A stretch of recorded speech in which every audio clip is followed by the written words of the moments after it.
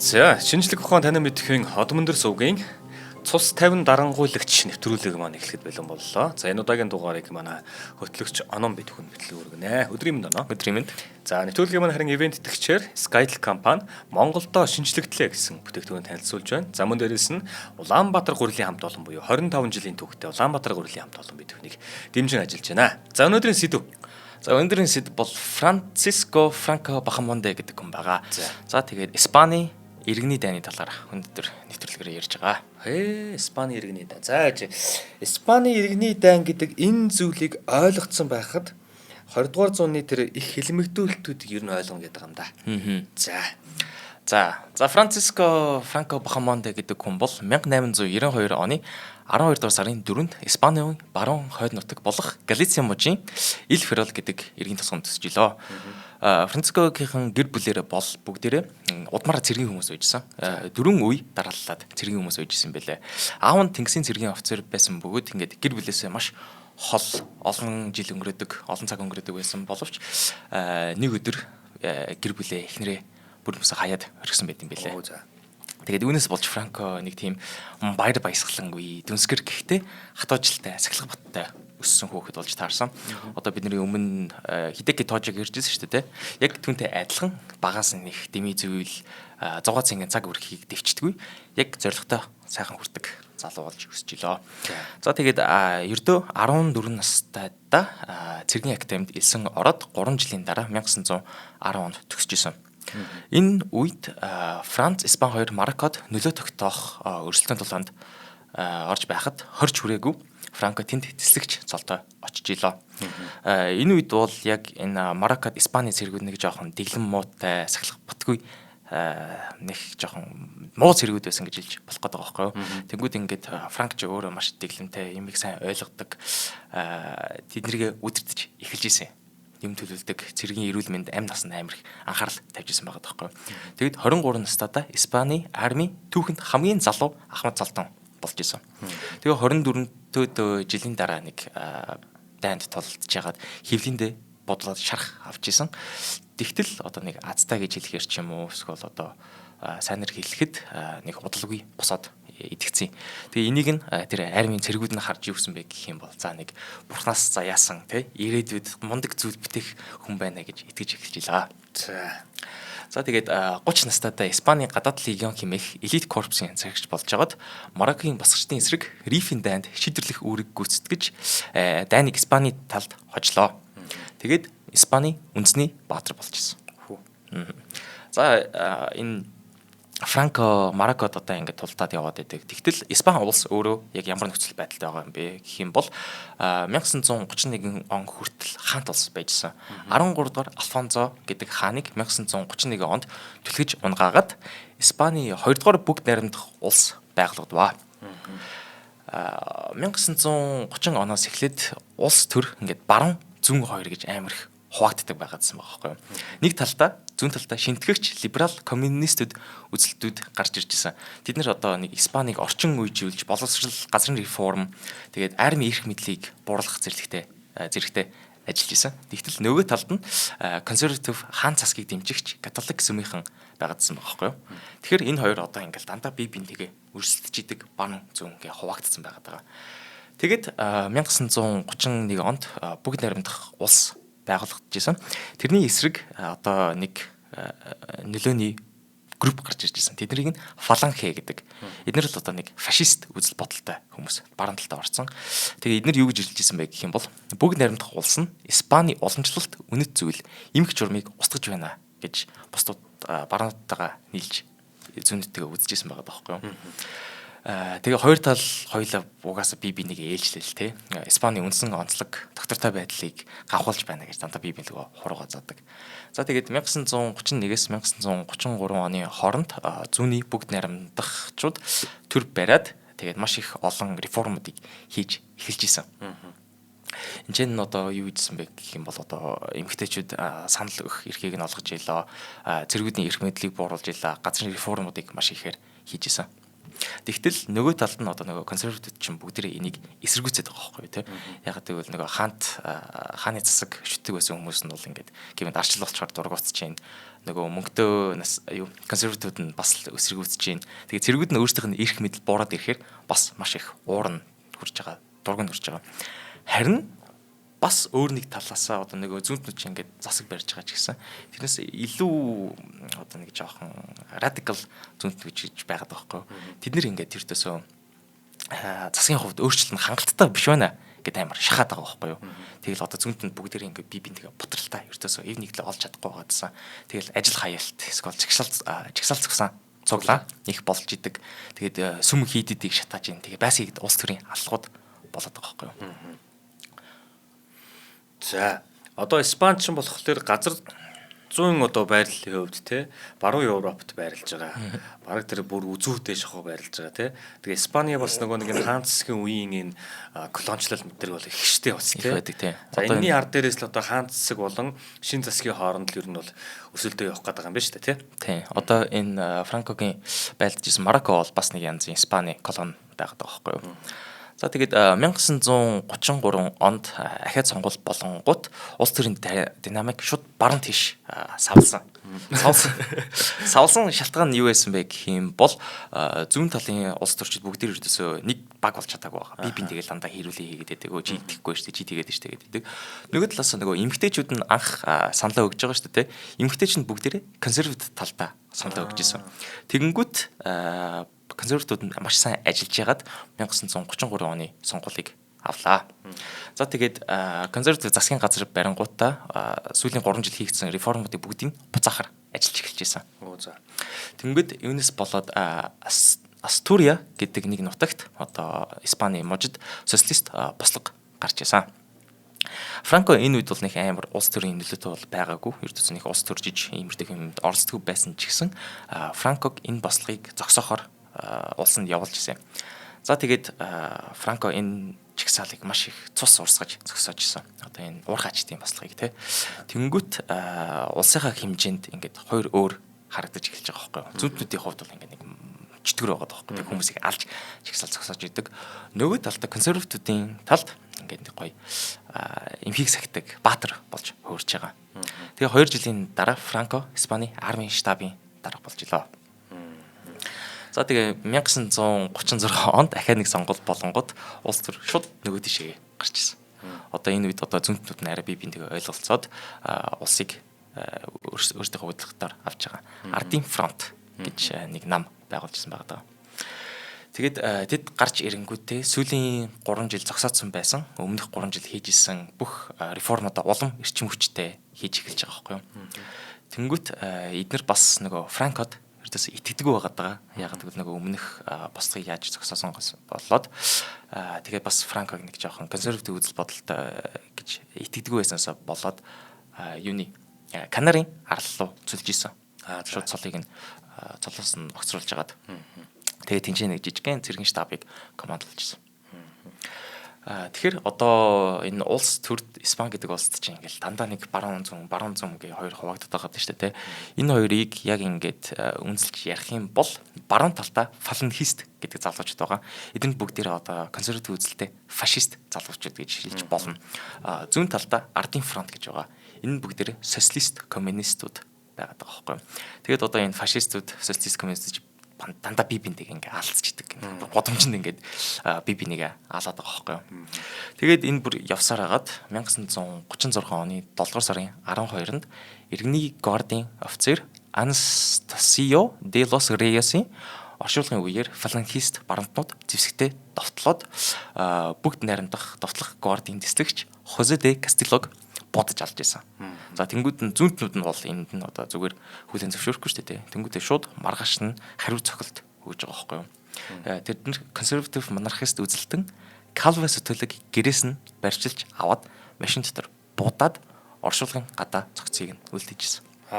Одоо тэгээд хоёр том үзэл баримтлалын зөрчилдөөнөөс шууд шууд нэг алаад эхэлчихсэн. Шууд нэг алаад эхэлчихэж байгаа. Танах энийг алж бол манайх тэрийг ална. Шууд. Тэгээд энэ хоёр аллагаас болыг ингээд Испани иргэний дайн албан ёсоор ихэлсэн гэж ярьд юм билээ. За манайх спонсор тэгээ хоёул хамтар ажиллагч ярьж. За нэвтрүүлгийн маань хамтар ажиллагчаар Skytel компани ажиллаж байгаа. За Skytel компани энэ Монголдоо гэдэг үйлчилгээг бол манайх ер нь мэдж байгаа хаа. За тэгэхээр Монголдоо гэдэг энэ үйлчилгээ маань одоо улам шинжлэгдэж байна. түнд ийм зогсох хязгаар тааз гэж алга дахиад шинжлэгдэж байгаа. Юу гэхээр илүү хурд, илүү хэрэглээ, илүү үнцэн, илүү дата. Энийг тань санал болгож байгаа. Тэгэхээр тэрнгүү одоо бид нар хуучин за нэг 15 жилийн өмнө гэх юм бол те одоо утас барьдаг байсан шалтгаан бол хүнтэй холбоо барих байлаа шүү дээ. Гэтэл нөгөө холбоо барьдаг хэрэгсэл маань 15 жилийн хугацаанд хурцтай явсаар агаад бүр интернет гэх мэтлэн тэгээ бүр Starlink миг юу гэдгийг дэлхийн хаанаас ч интернеттэй болоод эхлэнгууд энэ нөхөр маань өөрөө сүлжээ хамаарахгүйгээр интернет гэдэг төхөөрөмжийг интернет гэдэг дээр одоо сүлжээг авч байгаад те хоорондоо ингээ холбогдоод болоод байна. Тийм учраас хүний хэрэглээ дата бол 10-15 жилийнхаас өмнө одоо бол ингээ маш их өсчөөд байгаа. Гэтэл яг хуу аль болох манай өөрийн телефонууд дээр датаныхаа үнийг ч байдаг юм уу те ингээл шинжилээд хүнд илүү тохиромжтой үсгийг санал болгож байгаа л да. А гэхдээ бид нар жишээлбэл ингэдэг. За би энэ сар нэг 10 гигабайт за нэг 640 мегабайт нэмэх нь те 640 мегабайт ингээ дата хэрэглэсэн байна гэж бодъё. Гэтэл урд нь болохоор Монголдо үйлчилгээний ер нь Skytel-ийн энэ дата маань болохоор тэр мегабайт хэмжигдэх юм буюу одоо 1024 мегабайт чинь 1 гигабайт болдог шүү дээ те. Тэгин гутал одоо нэг кино үзэхэд заяа жишээлбэл хүн 6000 төгрөгтэй тэнцвүүс хэмжээний мегабайт үрдэг байсан юм байна л да. Одоо тэр нь одоо 6000 мегабайт гэдэг юм уу тийм үрдэг байсан юм. Гэтэл одоо Skytel Монголдо гэдэг үйлчлэгийг та сонгох юм бол шүү дээ тий. Нөгөө нэг 6000 төгрөгийн одоо тийм мегабайтын дата үрдэг 6000 төгрөгийн мегабайт дата үрдэг байсан хэрэглээ маань ерөөсөө одоо нөгөө нэг юм хэмжээ нь багасааг өрнөсөө үнэ нь 3 дахин багасаад буюу та урд нь одоо 6000 төгрөгийн датагаар кино үздэг байсан бол та тэр киногаа 2000 төгрөгтэй тэнцэх хэмжээний датагаар л үздэг болж байгаа буюу урдны тийм мегабайтаар тооцдог хэмжтгүүнийг болоод шууд гигабайтаар нь тооцдог. А гэхдээ 3 дахин хэрэглээний хувьд 3 дахин хэрнээсээ үнэний хувьд 3 дахин бага. Ийм одоо юг интернетийн үйлчилгээг энэ Монголдо гэдэг үйлчилгээнд дээр нэвтрүүлж шинжилж байгаа. Монголоор шүү дээ тий. За ингээд таны багц дагалдах дата дууссан ч та нэмэлт дата авах, багц авах шаардлагагүй, санаа зовхгүй хүснээрээ хэрэглэ. Гэхдээ таны өмнөх хэрэглэдгээс чинь та их хэрэглэж исэн гэсэндээ тэрнээс чинь 3 дахин бага үнэлгээтэй болж байгаа шүү гэж байгаа. За ингээд Монголдо үйлчлэгээний багцудаас өөрийн хэрэглээндээ тааруулан сонгож илүү мэдэрээ. Илүү хурд, илүү хэрэглээ, илүү үнцэн, илүү дата. За тэгээд та бүхэн маань Skytel цэгийн маань сайт болон Skytel компани одоо албан ёсны сошиал хуудасуудаас илүү дэлгэрэнгүй мэдээллийг аваарай. Монголдо шинжлэгдлээ. За баярлалаа. За Skytel-д баярлалаа. За саяны хоёр алгын дараа бол ингээд иргэний Испани иргэний дайн бол баг албан ёсоор эхэлж исэн.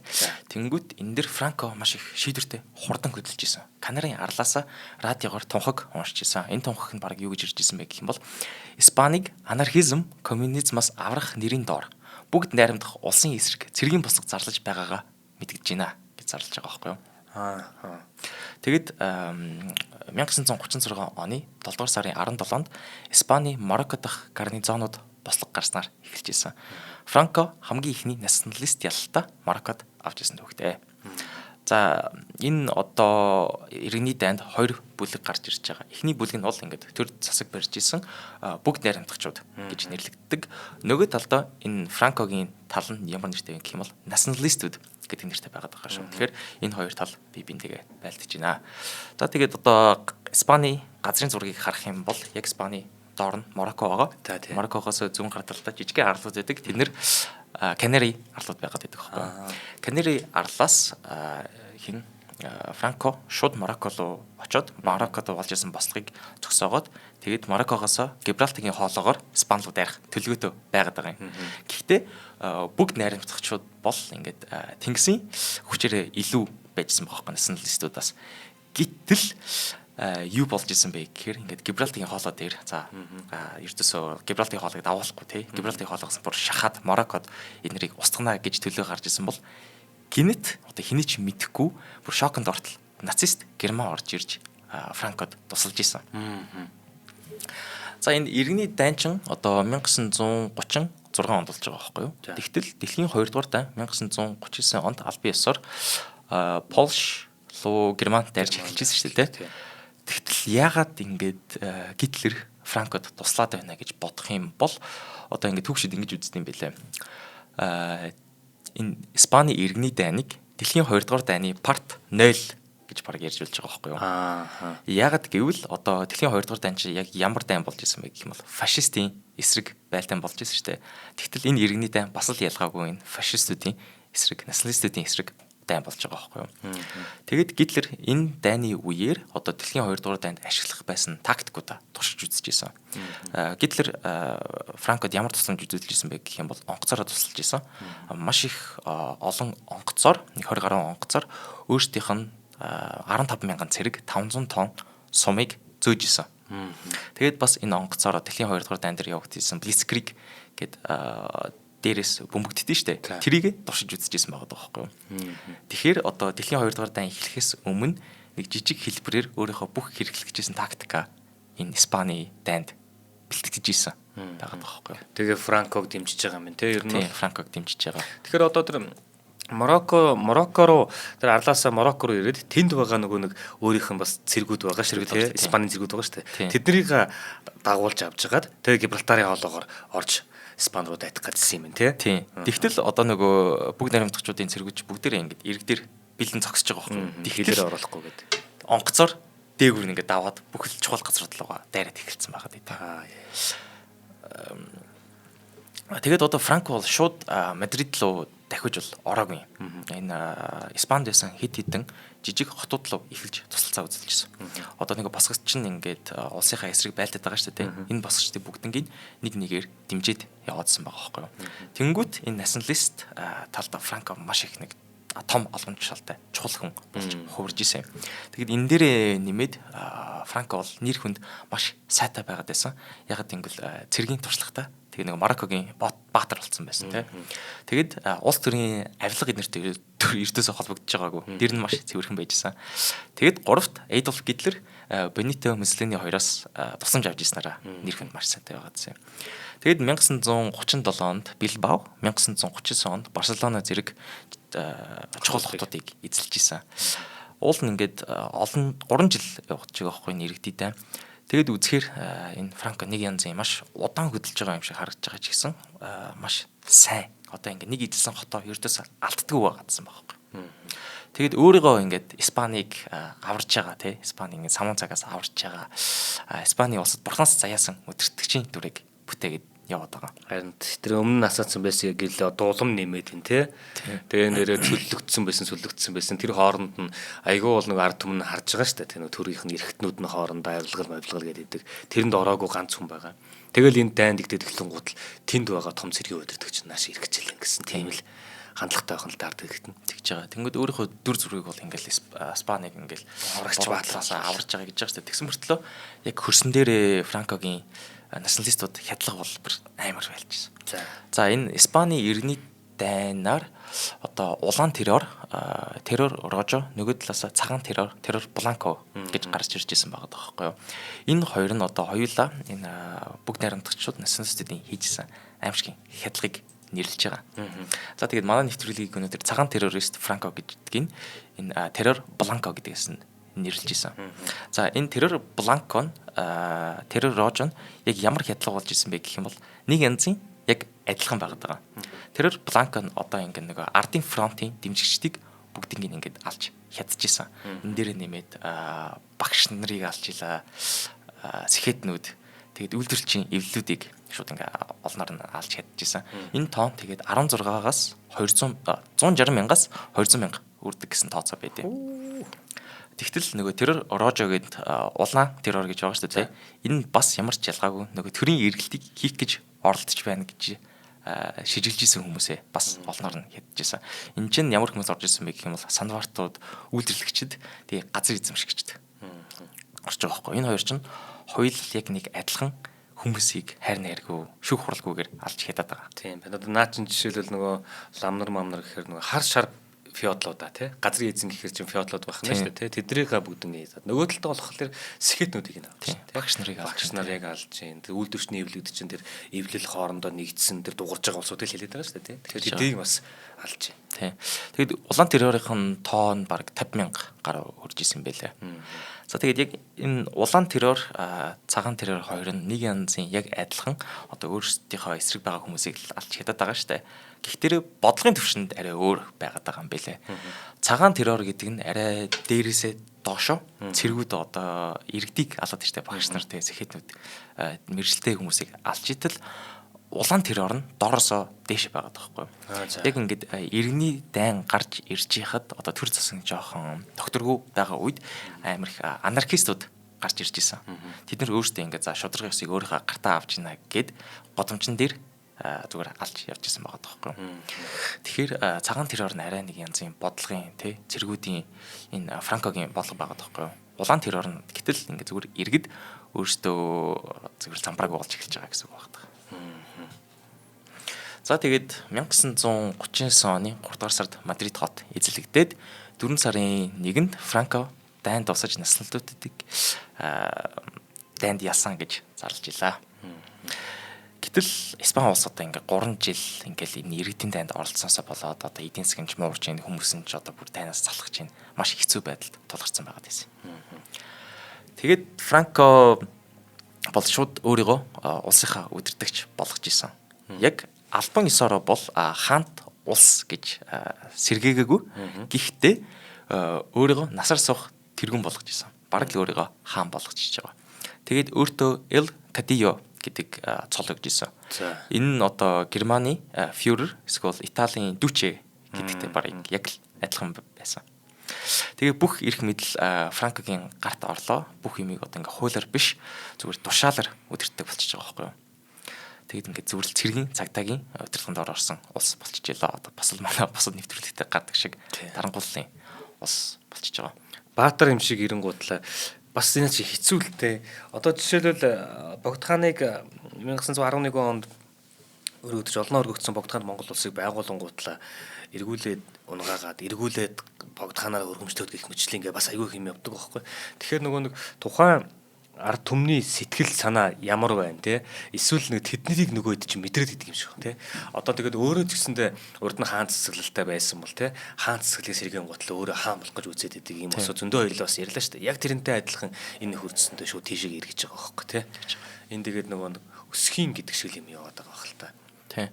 Эдгээр ч одоо 1931 онд бол хаан засаглаас салан бүгд наримт болж байгаа шүү дээ. Тэгэл буцаад 1939 онд эргээд хаан туслага орж ирсэн. Тэгснэ өөрийгөө хаанаар нэрлэж байгаа юм тий. Тэгээд нөгөө яг фронт жишээлбэл зүгээр цэргүүд одоо усанд дайтахаар болох юм бол мэдээж усан зэрэгч гэдэг юм уу тий тэнгисийн цэргүүд чинь гол хүн нь болно шүү дээ. Тэрнтэй адилхан тэр баруун талд байгаа тэр улс төрийн нөлөөнийхний тий дайн эхэлчихэнгууд л дайнд хэн гол дүрд байж чадах вэ гэхээр Франко юм биш үү те. Тэгээ нөгөө чинь тэр боломжоо ашиглаад бүр хамгийн дээр нь гараас уучлаа шүү дээ одоо те. Тэгжсэн.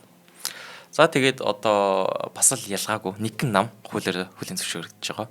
Энэ нь одоо фашизм болон бусад барууны үзлийг нэгтгэжсэн нам байгаад байгаа. Энэ намыг нь Movimento Nacional гэдэг. Энэ одоо үндэсний хөдөлгөөн гэдэг нэртэй нам. Энд одоо төрийн нийтийн албан тушаалтанд бүгдээрээ ажилд орохоос өмнө тангараг өргөж ордог байгаа. Тэгээд эрх мэдлийн хувьд бол ингээд Германы нацист Италийн фашист намтай бол хүчтэй бол адилхан биш. Тэ нам нь бол бүх эрх мэдэл бол авцсан биш. Бүх эрх мэдэл нь Франкогийн гарт байгаад байсан. Тэгэд Франко маш юун дээр амар их анхаарч ирсэн бэ гэх юм бол ингээд энэ нам дотор ямар нэг бүлэг хитрхи эрх мэдэлтэй бити болоосаа гэж амар их анхаарал тавьжсэн байгаа байхгүй юу. Тэгээд сайд нарыг нэх удаан тэр албан тушаалтанд суулгадаггүй тогтмол халж сольдог. Тэгээд цэрэг фаланхист, монархист зэрэг бүлгүүдийг ихтэйхэн бие биентэй ингээд үзэлцүүлээд хооронд нь ясгаад байдаг гэсэн байгаа байхгүй юу. Харин энэ намынх ганц ноён нуруу жанжин шугам бол өөрөө Франко цоож ирсэн. За тэгээд Франко яг ингээд удирдахч болсныхаа дараа Испани улсад улааны нэгч толб үлдээхгүй төлөө ажиллаж исэн. Тэгээ олон хэдэн зуун бүгд найрамдагчд байгаа шүү дээ. Энэ Франкогийн эсрэг үзчихсэн одоо нэг янзын социалист, коммунист бүгднийг алж хядаж хөдөлмөрийн лагерт авчиж тэгээ улсынхаа олон байшин барилгуудыг нь бол тэднэр барилжсэн байгаа. Тэгээд Франкогийн хавчлагын үеэр ингээд амар олон хүмүүс чинь амнасаа алдчихин, эсвэл шоронд орж ийн, эсвэл хөдөлмөрийн лагер руу явж байгаа шүү дээ. Тэдний хүүхдүүдийг нь авч ягаад шууд ингээд өөртөө үнэнч байдаг хүмүүсийн гэр бүлд өргөж исэн. За. Шууд хүүхдүүдийг булаагаад авчиж байгаа байхгүй юу. Тэгээ энэ хүүхдүүдийг Ниnos Robatas гэдэг. Тэгээ эдгээр нь одоо булаагдсан хүүхдүүд гэж нэрлэгдсэн юм байлаа. Тэгээ энэ хавчлаганд бол одоо ингээд зөвхөн иргэний дайны үеэр бол болоогүй. Бүр ингээд иргэний дайн дуусаад Франкогийн дэглэм барьж байгаа цаг хугацаанд энэ болж исэн. Тэгээд 1940-с 1954 оны хооронд нэг 30 мянган хүүхэд айлжилсан гэдэг тооцоо байт юм бэл. 30 мянган хүүхдийг одоо ээж аваас салгаж штэ тий. Тийм. Одоо тэд нар чинь хамгийн гол нь яг бүгд найрамдчдын дэмжигч мөн үү биш үү гэдэг нь бол баталгаагүй байгаа шүү дээ. Зүгээр шийдэлж исэн хүмүүсээ хүүхдэд нь авчиж байгаа байхгүй. Тэгэд одоо бүгд найрамдах улс байхад ингээ эмгтээчүүдийн эрх бол амар дажгүй ингээд хөгжөөд эмгтээчүүд нь санал өгөх эрхтэй болж исэн бол Франкогийн дэглэм үед эдгээр бүгдээрээ буцаж урагшаага ухарч исэн. Сонгол бол ердөөсөө болохгүй шүү дээ. Угаасаа нэгэн ерөнхийлөгч байгаа. Гэхдээ эмгтээчүүд одоо ажил эднэр эрхэлж болдог байсан бол оронд нь одоо гэртээ зөв хөөхтэй өсгөөд гэрийн ажиллаа хийдэг болсон. Ирчүүд гэр бүлийн бүх эрх мэдлийг авдаг болсон байсан. Тэр гарч ирэнгуутлаа өмнөх засгийнхаа удирдахжсэн бүх шийдвэрийг буцаана гэдэг бол аим шиг юм те. Тэр одоо уул нь бол зөв юм хийсэн байж болно ш. Тэрийг хүлээмжшүүлж болно ш. Тэгэхгүй гарч ирээд тэд нар л хийсэн бол буруу гэд тэр ажлуудыг бүгднийг ухраагаад ингээд болиулахад дахиад их хугацаа зарцуулж байгаа ш те. Харин тэгж байгаа. Эдгээр ч одоо 3 жилийн ингээл өөрчлөлтөдөл яваад ижсэн чи Франко гарч ирэл бүх юм зөксөөгд бүх юм ухраацсан байгаа. Тэгээд бүр гэр бүл салгалт, жирэмсийн хамгаалалт, үр хөндлөлт хуулиар хоригдсон болчихсон. За тэгээд дэлхийн 2 дугаар дайн дуусаад Муссолини, Гитлер хоёр үгүй болсон. Тэгтэл Франко бол эрх мэдлээ аваад үргэлжлүүлжсэн. Олон улсын тайзан дээр нэг янзын фашист үзэл бодолтойгоос болоод олон улсын санхүүжилт, олон улсын харилцаа бүгдээрээ зогсчихсон. Тэнгүүд Франко энэ дээр ямар арга хэмжээ авч ирсэн бэ гэвэл автарк бодлого авч байгаа байхгүй юу? Автарк бодлого нь юу гэсэн үг вэ гэх юм бол улс 100% өөрсдөө хангадаг. Одоо гадаадаас ямар ч импорт орж ирэхгүй, гадагшаага ямар ч экспорт оруулж гаргахгүй. Одоо улс бол хизээч ийм нөхцөл байдалтай ажиллана гэдэг бол хотлоо байхгүй юу те. Тэнгүүд одоо бүх үйлдвэрүүд нь хаагадлаа, хүмүүс ажилгүй боллоо, бүр хоол авч чадахгүйгаас болоод улсаас ингээ бүр хоолыг өгж байгаа байхгүй юу. Тэгээд одоо хар зах зээл болчихсон маш их газар авч байгаа. Тэгээд за Франко энэ автарк бодлого нь ердөөсөө болохгүй байна гэд 1958 оноос санаагаа өөрчилж исэн. Автарк бодлого болоод оронд нь технокраси гэж нэг юм оруулж ирж байгаа байхгүй юу. Технократ гэдэг нь одоо засаг барих, эрх барих хүмүүс нь бүгдээрээ мэржлийн хүмүүс, одоо инженер эсвэл одоо мэдлэгтэй хүмүүсийг албан тушаал тавьж байгаа. Энэ хүмүүс нь сайдууд болгонгод ямар арга хэмжээ авч ирсэн бэ гэвэл гадаадын хөрөнгө оруулалт, зах зээлийн нэвтрэлтийг маш их хүлээн зөвшөөрч ирсэн. Тэгээд энэ 10 жилийн дотор Испани улс маш хурдан хөгжиж эхэлж байгаа. Одоо бид нар ийм мэддэг Испани улс байгаа даа шүү дээ. Энэ бол яг энэ 1958 оноос л эхэлж исэн гэж яригдтiin. Тэгэхээр яг мэрэгжлийнх нь улсуудыг салбарт нь даргалуул тавьж байгаа, сайдар тавьж байгаа юм уу те? Тэгээд ирэнгууд л гаднаас санхүүжилт нэмэгдэх юм уу яах вэ? Гаднаас санхүүжилт нэмэгдхийг хүлээн зөвшөөрж байгаа байхгүй юу? Одоо чинь автарк гэдэг хамгийн халттай байсан. Тэнгүүд гаднаас санхүүжилт ороод ирэнгүүт чинь компаниуд энэ чинь ажиллаж эхэлж байна, эдийн засгийн сайжирч байна, ажил нэмэгдэж байна. Тэгээ Испани улстай нөгөө машины үйлдвэрүүд маш ихээр нэгдэжсэн. Энэ 1973 он гэхэд одоо энэ Испани гайхамшиг гэж нэрлэгддэг. Энэ одоо эдийн засгийн хамгийн том өсөлттэй бүүн болчихсон цаг үеийн байгаа байхгүй. Энд чинь одоо машины үйлдвэрлэлд эдийн засгийн бараг 20%-ийг эзэлж исэн гэдэг юм. За тэгээд одоо энэ Испани гайхамшигаас өмнө 1958 онд дотоодын нийт бүтээгдэхүүнийх нь өсөлт нь бараг 1% л хүрдэг байсан байгаа байхгүй. Тэгтэл энэ Испани гайхамшигын дараа 1973 онд дунджаар 6% хүрсэн байгаа. Зөө. Ингээд харин ер нь ингээд дэлхийн түүх те өмнө гацсан байд юм а те. Энэ бол айгүй их гоё юм шүү дээ. Яг урд нь ингээд тэр замуудаар нь яваад үцэцгээдсэн хаана очоо бүдэрдэг яад гэдэг бүх юм ингээд бичээстэй үждэг те. За хоёлаа хамтраа хэлж ярьчаа. Тэгээ. За түрүүний ярьдгаар дотооддоо бүх юм хангана гэснээс мэдээж те бүгднийг 100% хангана гэж байхгүй л те. Гэхдээ үндэснийхээ аюулгүй байдлыг бодох юм бол хүнсч гэдэг юм. Энэ бол үндэсний аюулгүй байдалтай холбоотой зүйл байхгүй. Тэгэхээр хүнснийхээ одоо нэг салбарынх нь те бүтээгдэхүүнийх нь дотоод дахь зах зээлийн тэдэн хувийг хангана гэдэг бол энэ өөрөө яг тэр үндэсний аюулгүй байдал гэдэг шиг маш чухал зүйл байгаад байдаг. За тэгвэл өнөөдрийн хамтраа хэлэгчээр маань Улаанбаатар гурилын хамт олон оролцож байгаа. Гэр бүлийн сонголт Улаанбаатар гурил. За нийтдээ бол 25 жилийн түүхтэй. Тэгэхээр ч өнөөдөр одоо 2025 гэхэр чи 2000 оноос хойш одоо үйл ажиллагаа явуулж байгаа Улаанбаатар гурилын хамт олон маань 7 төрлийн гурилтай. Танах гурил хэрэглэдэг үстэй тийм? Хэрэглэж шүү дээ. Одоо ингээл бас яг ингээл энд нэгөр шин гурил муу сайн ингээл их юм явдаг шүү дээ. Энэ нэгэсэндээ одоо бид нар бол эрүүлэр хараад цэвэр эрүүлэр харж чадах юм бол тийм ямар нэгэн бүтээгдэхүүнийг гаргаж ирэх гэж нөгөөдхийг муулдаг. Бас нэг иймэрхүү юмуд явдаг тий. Эсвэл одоо өөрсдийн бүтээгдэхүүнийг ингэж шинээр зах зээлд нэвтрүүлэхийн тулд гаднаас ялангуяа орж ирэхийн тулд тухайн зах зээлд өргөн байгаад байгаа хэрэглээг одоо буруутгаж юм уу муулж зах зээлийг нь хагалж орох бодлого бас явдаг шүү. Тий одоо иймэрхүү юм дээр хэдүүлээ нэх тийм. Тийм гэсэн гингууд нь тийм үү гэж ханараад ах надад хайшаач тий. Гэтэл бидний өмнө бол 25 жилийн түүхтэй Улаанбаатар гурилын хамт олон маань байна. За 7 төрлийн гурилтай. За төрлүүд нэг юм бол заяа. Дээд гурил, 1-р гурил, 2-р гурил хэвэгтэй бүхэл бүрийн эрүүл мэндийн авьяастай гэсэн бүтээгдэхүүнүүд байдаг. За одоо тэгэхээр нөгөө өөрсдийнхөө одоо хэрэгжилж байгаа бол те фитнес гэдэг юм уу дасгал масгалдаа ямарыг нь сонгох их мэтлээ ингээд төрөл бүрээрээ байна. За манай үйлдвэр нь бусад гурилын үйлдвэрүүтэй харьцуулахад цэвэр усыг 12 дахин бага зарцуулдаг, эрчим хүчийг 25% бага хэрэглэдэг байгаль орчин дээлтэй орчин үеийн цогц үйлдвэр. Үйлдвэр нь өөрөө ингэж ажилладаг үйлдвэр. За тэгээд Туркийн Алапала компани дэлхийд тэргүүлэгч гурилын тоног төхөөрөмж үйлдвэрлэгч бөгөөд дэлхийн олон оронд үйлдвэрээ суйрлуулсан байдаг. Тэгэхээр яг тэр үйлдвэрлэлийн тэр бүтээг үйлдвэрийг те Монголд оруулж ирсэн байх нь шүү дээ.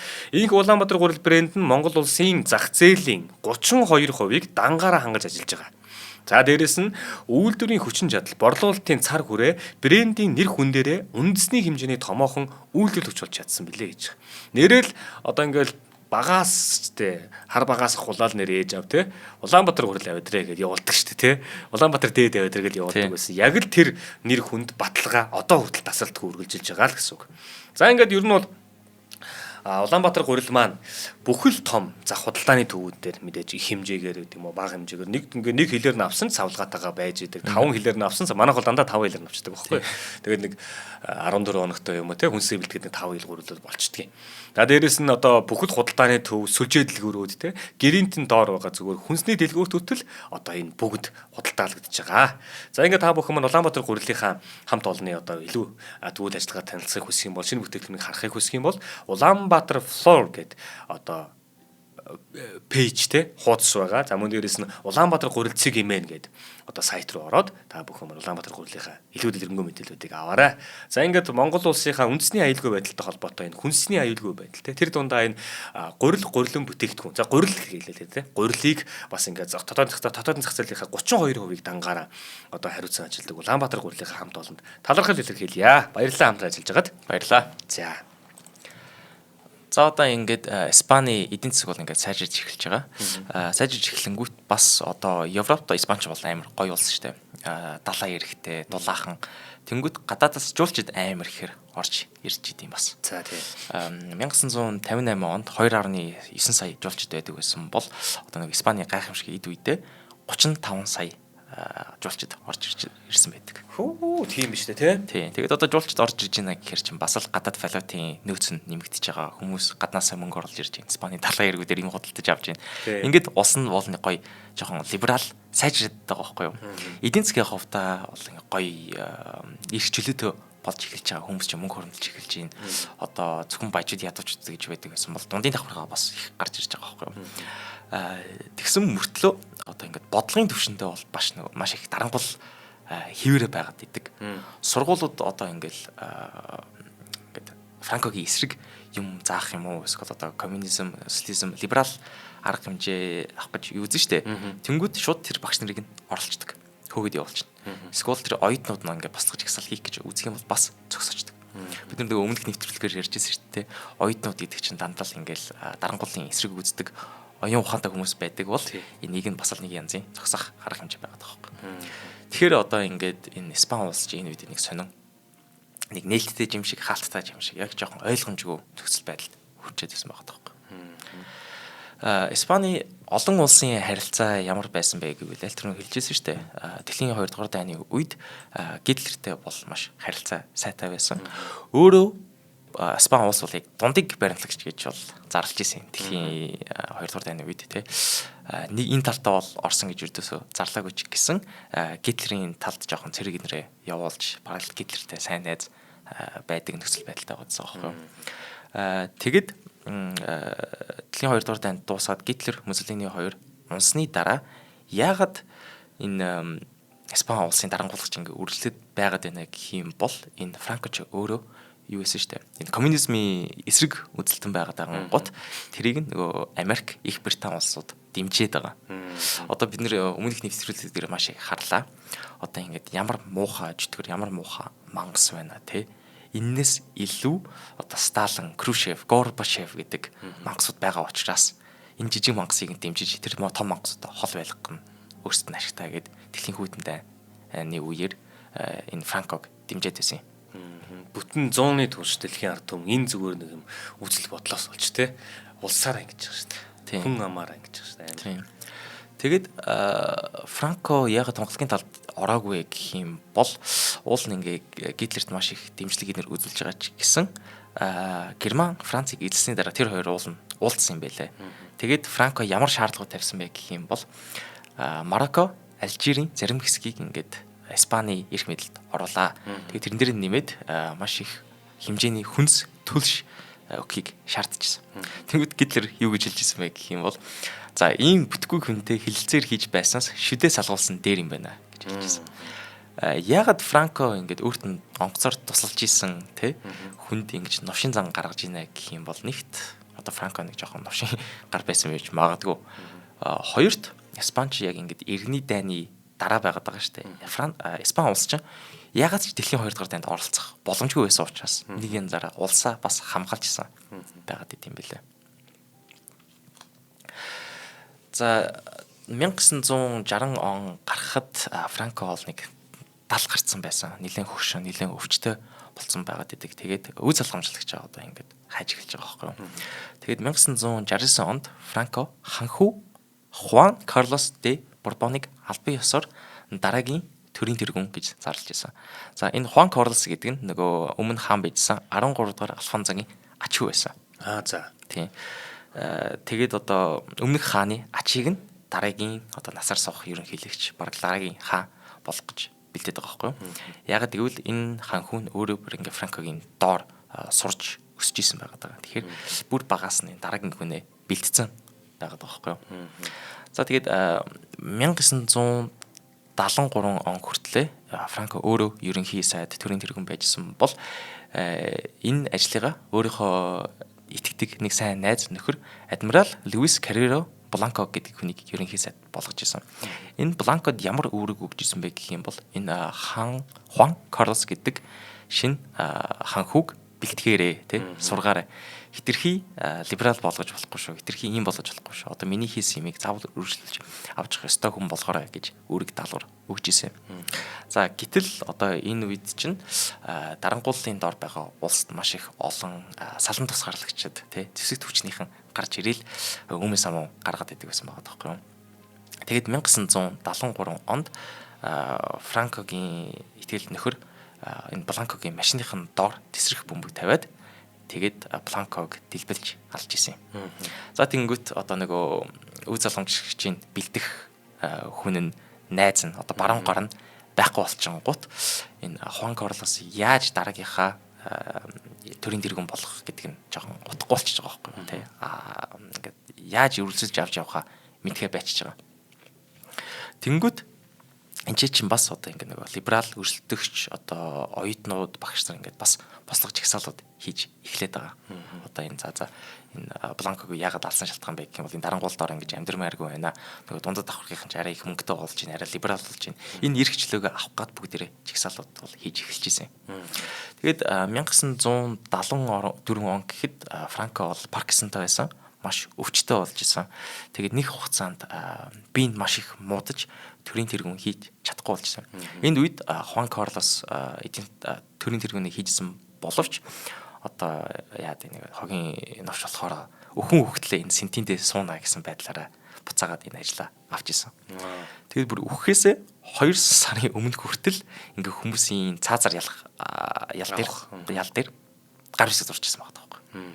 Тэгээд сүүлдээ нэг 5 хүн цаазаар авчаад тэрнийхээ 2 сарын дараа нас барсан.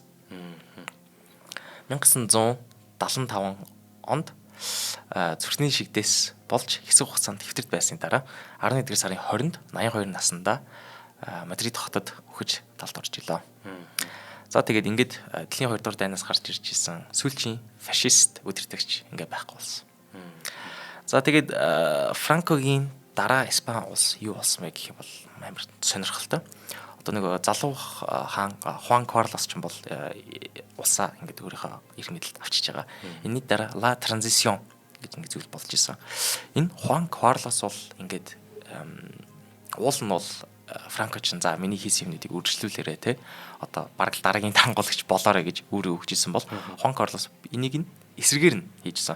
Бүх юмхаа эсрэгээр одоо шууд Франкогийн засгийн газрыг нураагаад 3 жилийн дотор арчлал байгуулад шинэ ерөнхий сайд томилоод тэгээд өөрөө хаан ширнээсээ буужсан. Оо за. Нөгөө бэлдээд исэн хүн мөн үү? Анх нөгөө хааны ачуу гэдэг байгаа тий. За.